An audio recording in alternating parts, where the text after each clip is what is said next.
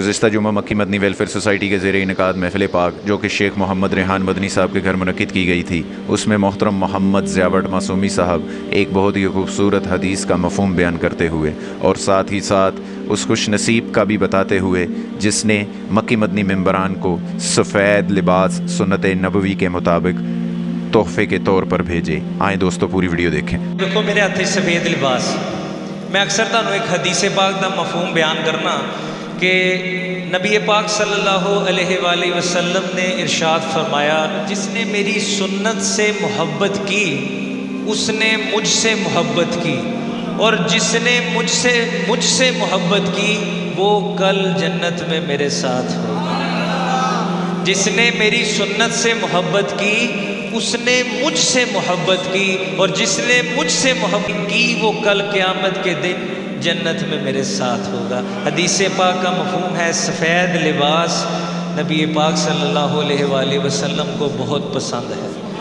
मक्की मदनी मेंबरान जो तमाम आपको इस वक्त बैठे नज़र आ रहे हैं, इस सुन्नत को हर जुम्मतुल मुबारक अपनाते हैं। सफ़ेद लिबास इसलिए पहनते हैं कि रसूल करीम सल्लल्लाहु अलैहि वसल्लम को बहुत पसंद था।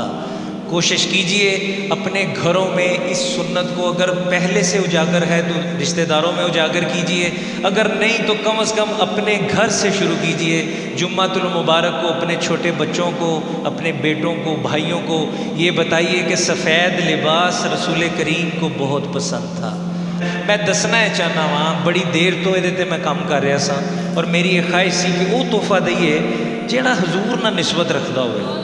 रात 2:30 बजे progressive real estate and builders Chaudhry Mohammad Farhan Jat साडे फाउंडर ने, दोस्त ने मेरे कराची तो, रात 2 बजे उन्होंने मैं टैलीफोन पर गल कर रहा सा, और उन्होंने गल करदे मौजू सफ़ेद लिबास आ गया। अज तो यह 10 सूट तोहफा ने मक्की मदनी मेंबरान वास्ते।